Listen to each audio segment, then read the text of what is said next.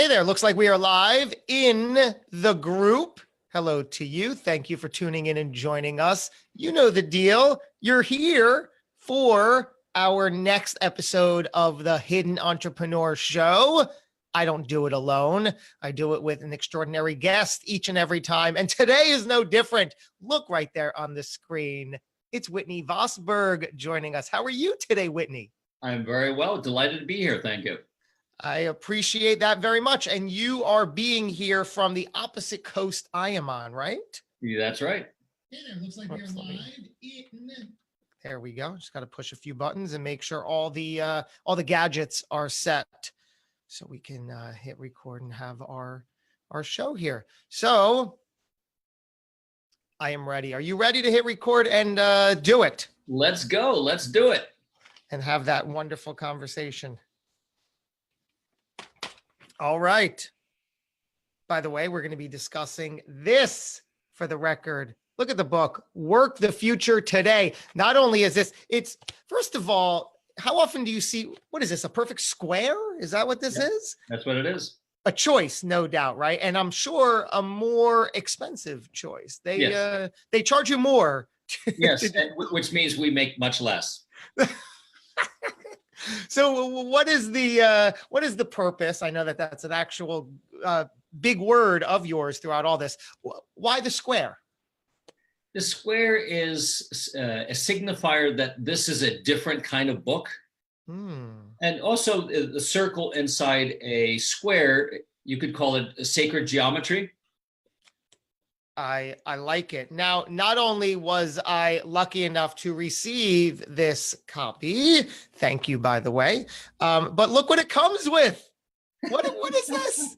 How often do you see this? A dated 2019 Pocket Pal. So if you're watching this 50 years in the future, look at that date. Look when we recorded this, 2019. It's proof right there.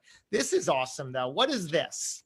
For those watching, of course. Well, basically, the first book is an atlas of change. The second book is a pocket guide, like a guidebook to help you wherever you are, figure out where am I and what can I do with it now. This is so cool. I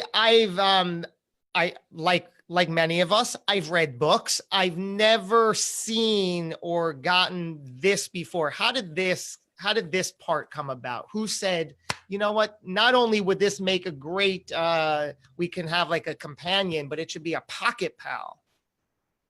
Well, there are so many, going back decades, there were so many small things that were maps, guidebooks, cliff notes, summarizations, that we decided that not only do people have less and less time, less and less patience, they want to get the juice now, but how cool to be able to have a pocket pal that you can put it in your purse, your pocket, and carry it with you, so that no matter where you are, if you're in a certain situation, you think, what to do? And you go, oh, cool. Hey, here's 3 actionables and here's 2 resources per scenario. Very cool. Wow, I love it. I love it so much. All right, let's make this official. We're gonna hit record. Okay. We'll the conversation. Thank you. Here we go.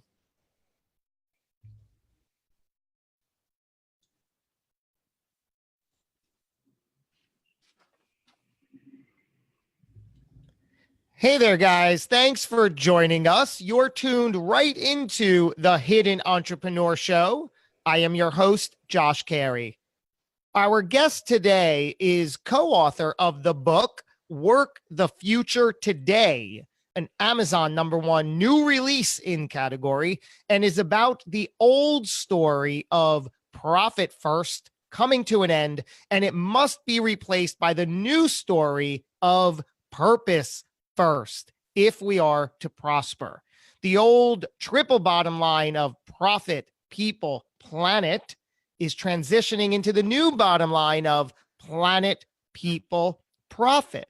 Why? It's very simple. No planet, no people, and no people, no profit. As there is no time like now. The book provides three sequential steps to follow your path into the new story and to achieve this transition successfully. One, purpose, the why of our lives and the unique gifts we have to offer. Number two is place, with whom and where to best share those gifts. Number three, practice, how and when to best share those gifts. I can't wait to dig into this, and to help us dig away, it's our guest, Whitney Vosburgh. How are you, Whitney? I'm very well, Josh. Pleasure to be here. Thank you.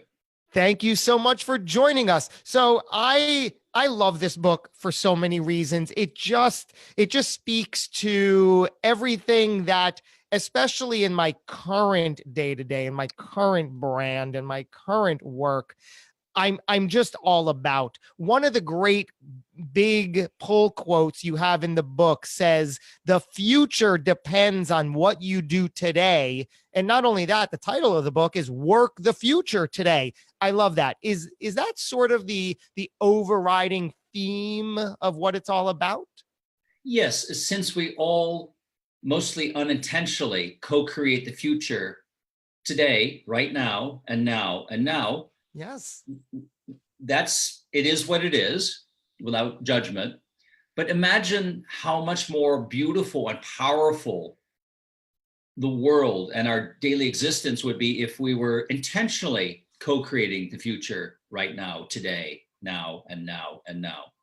What does that mean, intentionally versus not doing that? Here's the difference.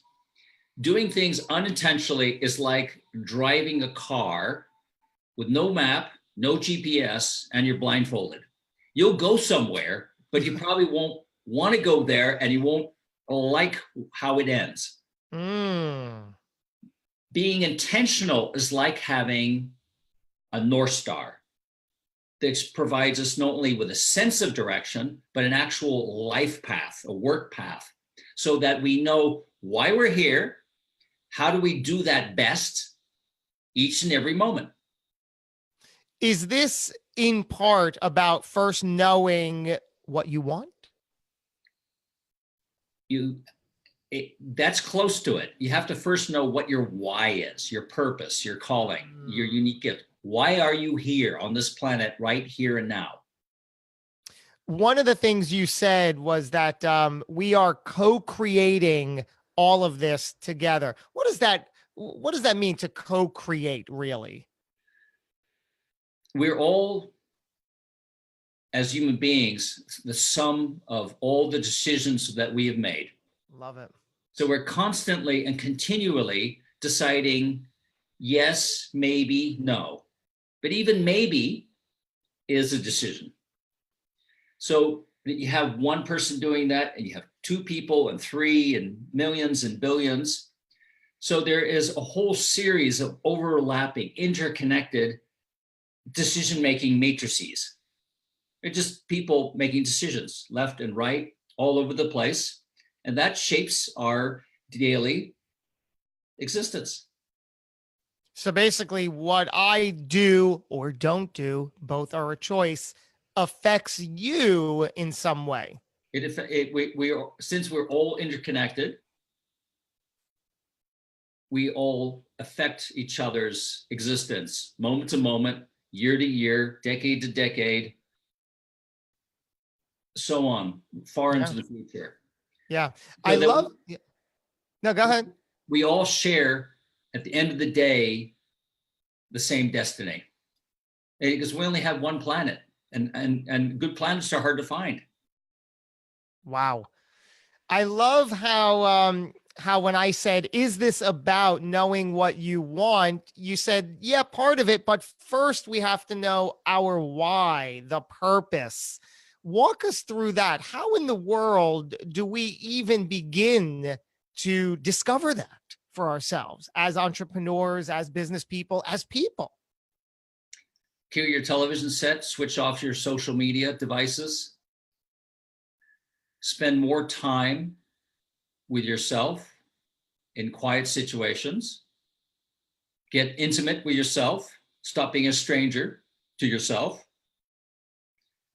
Because at the end of the day, if you don't take care of yourselves, if you don't take care of yourself, you can't take care of others. It's like being an airplane. They always say, all right, mom and dad, put the air mask on first so that you can then put it on your kid. Mm-hmm. It's the same way. Everything that's worth doing and having starts inside. It's an inside job. So we're so many of us are human doings, human havings. But what's much more important is to be a human being, to exist in the only thing that exists, which is the here and now. And the internal reality is so much greater, far more magical and profound than the external environment. We have no control over others, but we do have control over ourselves. We have to make a series of choices. Tag, I am it. I am my own leader. I'm going to be the leader that I wish I always had, but never will. I'm going to get to know myself. I'm going to slow down. I'm going to turn down the volume on the monkey mind and start listening that which lies beyond the ego mind to deep inside ourselves, inside myself, to listen to my soul, the yearnings of my soul, my life spirit, my chi, prana, whatever you want to call it. Because all the answers, the riches are deep inside us. By the time we're 35, most of us are complete human beings. We're adults. But all too many of us don't act as adults. Yes, guilty for many years, even past 35, certainly. Well, yeah, I mean, I can speak. Admittedly, yeah. Speak from personal experience. Yeah. The thing is that the definition of a true adult is to take total, utter responsibility for yourself, for your personal development, for your internal life. Yes. For developing your life, for developing a life path, a life vision based on your purpose, your why, your calling, your unique gift to others. Yeah, I entered this year, at the new year, we go through certain things, and I'm certainly not one for resolutions per se, but something that I wanted to carry with me this very year that just came about at the start of the year was the word mature. Mm-hmm. And I was attracted to that. And I said, yeah, I have to embrace that word even more. Admittedly, I was very immature in a variety of ways. Much of my life that was holding me back. That was the impediment. That was, like you said, I was ignoring all of my capability, my skill, my talent, my purpose. I was suppressing that, pushing it away in exchange for showing up as the insecure version, the needy version, trying to appease others and gain approval from others, all of that. So I had that going on. And, that's why working through all that, through this brand and this current iteration of who I am and where I am today, that word, I said, mature. I love the variety of definitions and the ideas that holds. And I said, that's really what I have to take with me in every regard. Be mature. Yeah, being mature is coming to a certain point in life. For most folks, it happens somewhere between 35 and 45. I'm right there under the wire then. Perfect. Okay. Yeah. It happened to me. It happens to many other people, in that we're not going to live forever. Go ahead. And that at some point, what's deemed success is irrelevant, because personal success is the only success. And what is success to one person is not to somebody else. One person's candy is another person's poison. So true. I love the whole idea of personal success and all of that. You also touched upon a few minutes ago the idea of human doings, and I know that you have a section in the book, This Into That, where you talk about human doings, human beings, and then human becomings. What is that theory?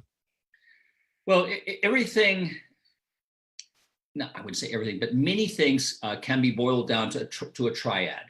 That's that relationship of threes. In other words, everything in life is a continuous shift, transition, forever changing. So things are turning from this into that. So that's the triple sequence. This into that.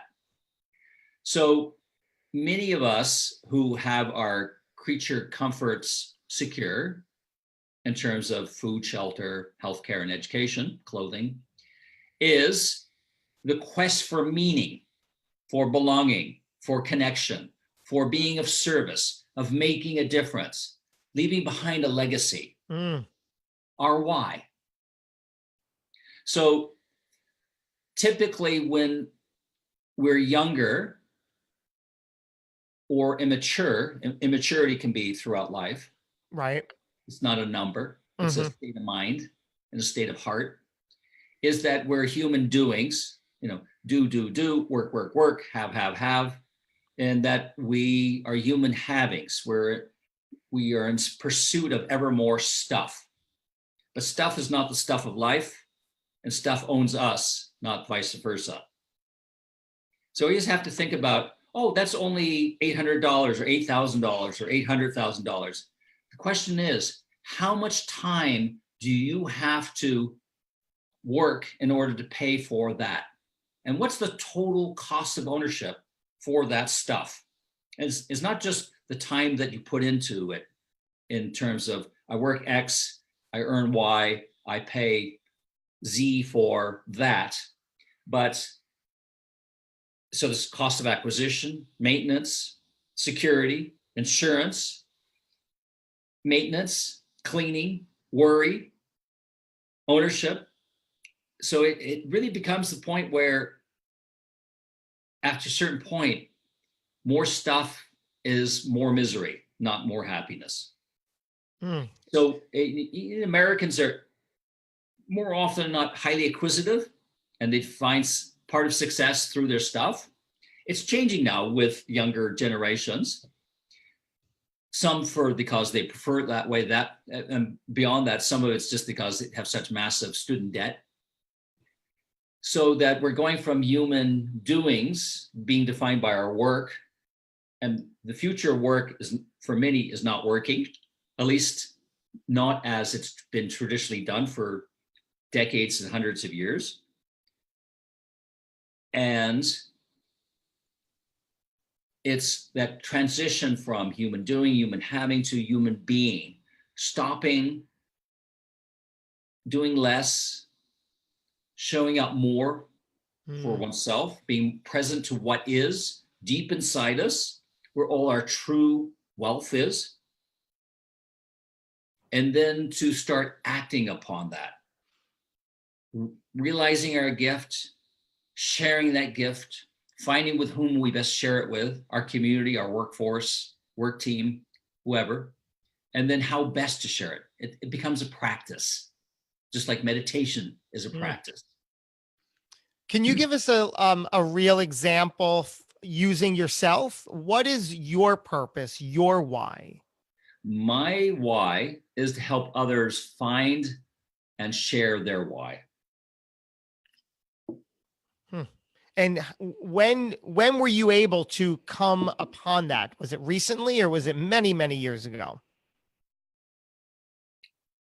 Ever since I was a child, I've always been an outsider looking in, because I lived in many different countries, different cultures, different languages. I was always an outsider. So I developed this outsider perspective, which is why I worked as a consultant for most of my working career.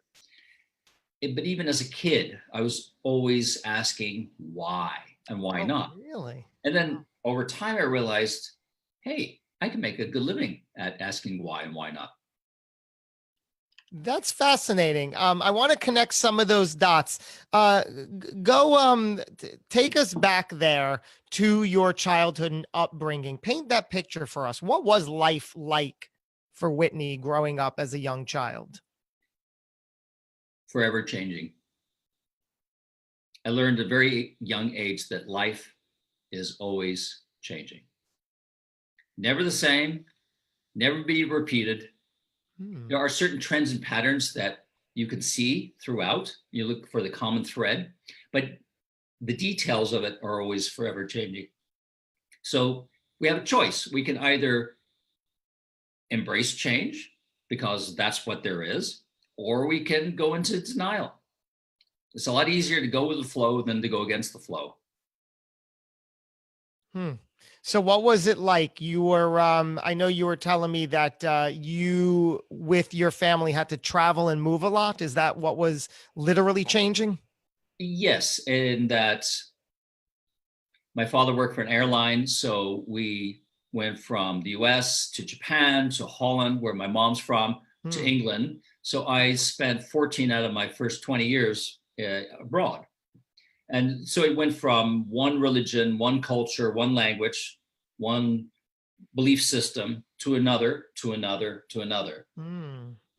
So from a very young age, I viscerally, intuitively understood that although people on the surface are very different, at heart, we're all the same. We all want the same thing. How it manifests, how it's experienced is very different. And that's what makes the world go around in being such a rich, diverse place. But we're all, and yet again, it's comes down to two things: embracing change and embracing paradox. We're all unique because we all have unique gifts to share, and that makes us the same. So we're different and the same simultaneously. I love the word paradox. There's just so much to it, and I love the awareness that it exists and to embrace that element of life. Did you, as a child, or you said the first 14 of 20 years of your life, you were living abroad, you were traveling. How did you? I don't know if cope is the right word, but how did you get through the days trying to make sense of it all? It was a challenge. Yeah. It was both a gift and a curse, which provided a challenge and a grist for my mill. Without irritation, there's no pearl. There's just an oyster. So you need something that irritates, that rubs you the wrong way, that provides growth opportunity. That's the point, isn't it? We all experience that resistance, that pain, but then it's how we use it or don't use it, what direction we then flow from it, right? More the paradox. Yes, and every problem is an opportunity. Every opportunity is a problem. So as this child and young adult now trying to see your near future or your future, what did you have your eyes on in terms of career and what you wanted to focus on going forward? When I was a young person into young adulthood, onto the onset of middle age, I was a rebel without a cause. Really? I was against many things, which now looking back are manifesting now in terms of all things that we're experiencing on individual level and on organizational level and a societal level, in terms of knowing that the system wasn't working properly and was failing and was coming to an end. But I wasn't able to intellectualize and verbalize that as a young person. I just knew that what I was experiencing didn't make sense. It wasn't healthy. So as I transitioned into middle age, I asked myself, okay, you know what you're against, but what are you for? And that was where my life started transitioning to saying no to saying yes. What was the answer to that question? What are you for at What that am I point? for? It's everything I've written in the book and more. In other words, it's the transition from me to we to us. Yes. From ego to eco. From profit to purpose. So you also talk about the planet as a very integral part of all this. Is that as literal as it sounds, to just take care of our planet in the way we hear we should take care of it? Capitalism has taken us far, but it's not going to take us any further because it's based on extraction and exploitation. So we wouldn't be having this conversation without capitalism. It's technology, the healthcare, the modern comforts of life, but we only need so much.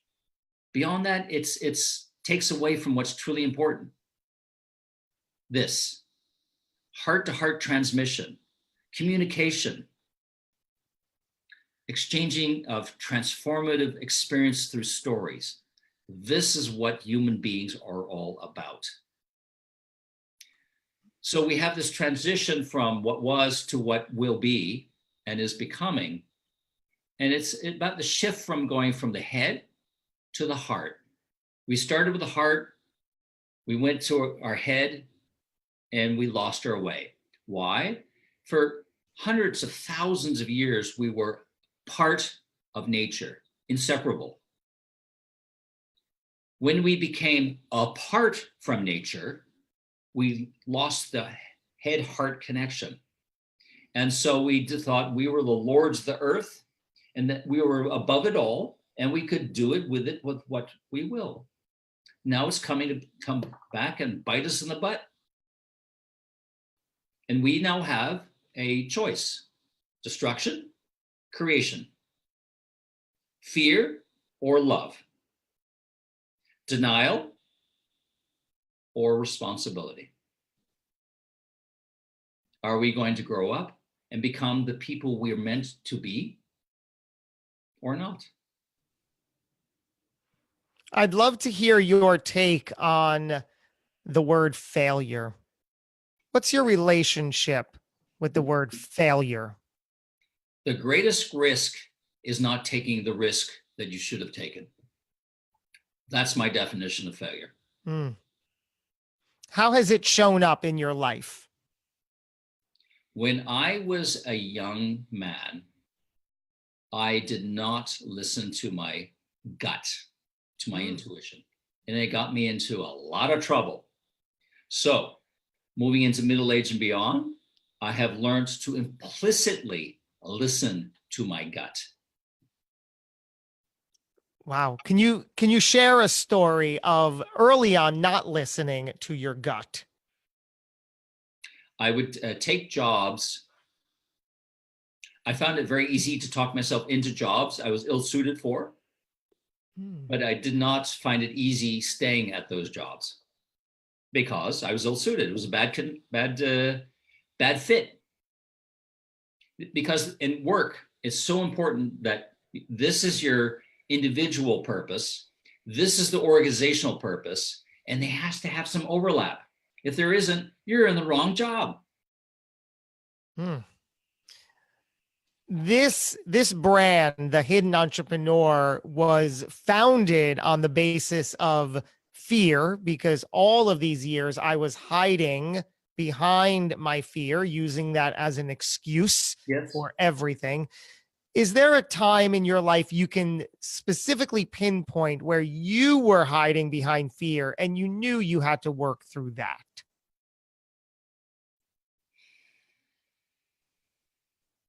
I grapple with it to this day. What we fear is not failure, it's greatness. What scares the living daylight out of most of us, not all, but most of us, is the fact that we have so much potential, such greatness within us. Are we going to live up to our potential or not? That's where the fear comes from. Not from fear of failure, of trying and not succeeding. Wow.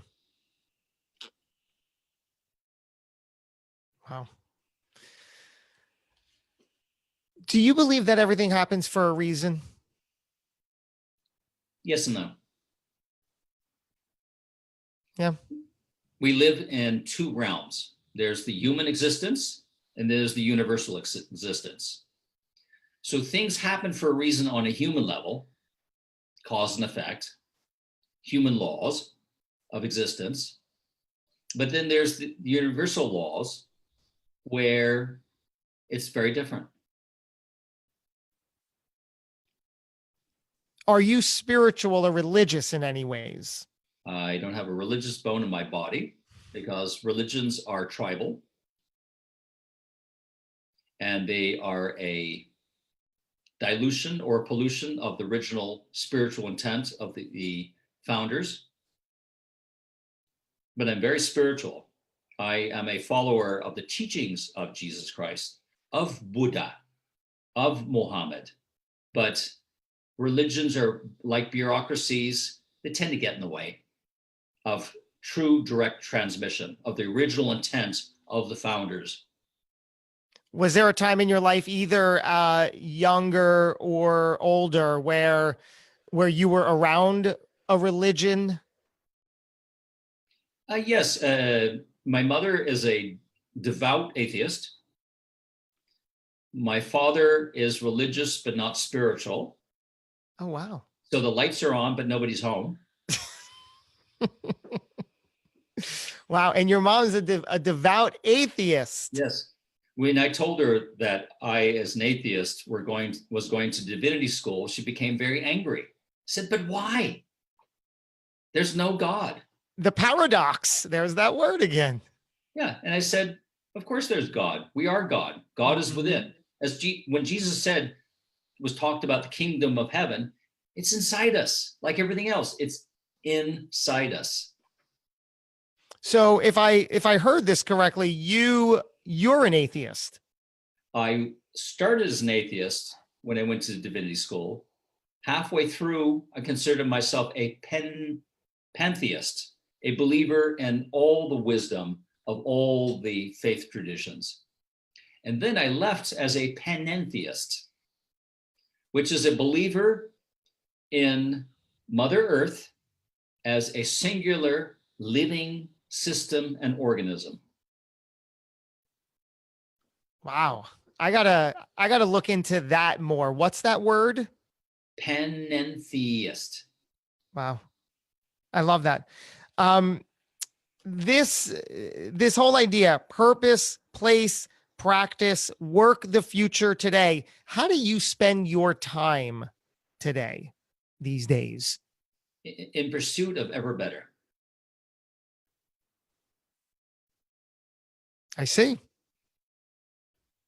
That's wow, we should all, right? That should be the overriding theme. So it's asking and attempting to answer the question of, how can I become an ever better person? How can I show up as a higher expression of my higher self? As an expression. Wow. Yeah, there's just so much to that. What do you believe happens when it's all over? When our time here on Earth comes to an end? It's never over. We are energy fields within other larger energy fields and smaller energy fields. That's what I'm talking about human law and universal law. Universal law is that all is energy. We're just different vibrations. So we manifest, for instance, we think we're solid. We think the things around us is solid. Right. But they're not. There's so much more air or space in between what seems to be solids, but then there's that much more space in between those solids in terms of atoms and protons and neutrons and quarks and so on and so forth. It's just that we're all energy fields at different vibrations. So what seems to be is not. Go on. Well, in terms of the vast majority of us project what our internal experience on the world. So we see the world as we see it. I love it. We not see it as the world actually is. Let's say that again. We see the world as we see it. We do not see it as the world is. Hearing that phrase, I get the chills. It's literally chilling because there's so much truth to that. We see the world as we see it, not as it is. And is that just a matter of fact, or is that something we need to adjust? It's a universal truism. Mm-hmm. For instance, Richard Feynman, one of the greatest physicists of the 20th century, who worked on the in Alamo on the atomic bomb, was also an even greater metaphysicist. Albert Einstein was a great scientist, but he was a great, even greater philosopher and humanist. They both said in their own way that Al said that imagination will take you a lot further than anything else. Richard Feynman said, physics is important, metaphysics, the philosophy, the study of human existence and that of all existence is so much more greater, more interesting, and more important than physics itself. Because if you have to think about this very deeply, is that everything is BS. Everything we think, everything we feel is not real. It's a projection. Everything is a belief system. And you should never believe everything you think or feel, because it's not real. I love what you said. Everything is BS. Everything is a projection. There's almost something so comforting in that when you realize that, and I don't think many realize that. We just make truth out of all this nonsense that we're believing of ourselves. Yes, it literally is nonsense. It makes no sense. It makes sense in terms of our senses, but that's a series of filters by which we experience the world. What we experience in our head, in our heart, in our gut is not real. It's just an internal reality, but it's not an external reality. What we see does not exist the way we experience it. What we feel, what we taste. It's a totally individual, in the moment experience, but is not real. It does not exist outside of ourselves. There's so much to that because I'm at a point in my life where I'm starting to get that, understand that, and really utilize that for my benefit, right? Because it is to our benefit, right? It's about stripping off one layer of illusion after another so that we get closer and closer to what actually is. Yeah.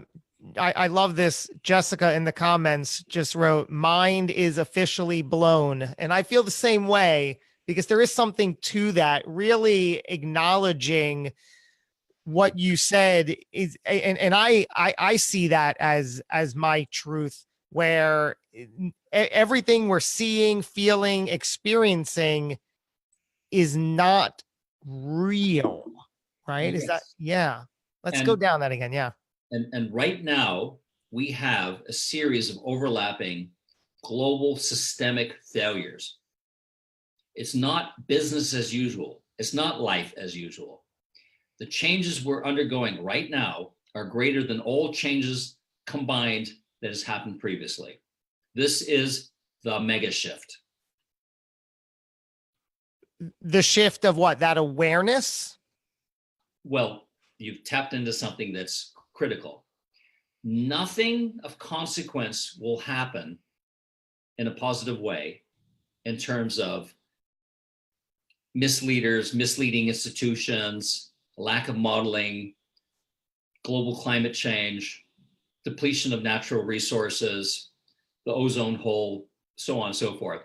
Only when there is going to be a global shift in consciousness will there be a global shift in other things. We currently have a choice: destruction or creation, fear or love, denial or responsibility, being our own leaders. So our responsibility to contribute to this global consciousness is what? What is our personal responsibility? Take responsibility, be your own leader, and be part of the change that you would like to see and we need to have. Wrapping it up with this, again, this incredibly, as Jessica put it in the comments, mind-blowing idea that what we see, what we feel, what we acknowledge is not real outside of us, but we make it real. We need to shift. Is it about just becoming aware of that perspective and changing something about that? Or is it just about becoming aware and continuing down that path with that knowledge?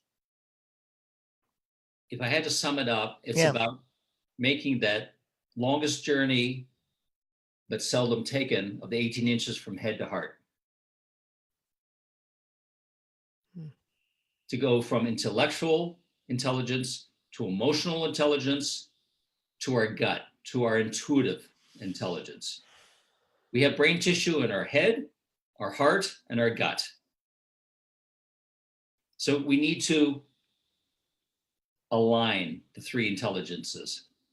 It's like the mind, body, spirit continuum.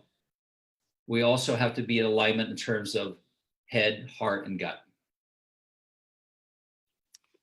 Perfect. I will leave you with this final question. Whitney Vosburgh, how would you like to be remembered? As a guy who asked why. I get it.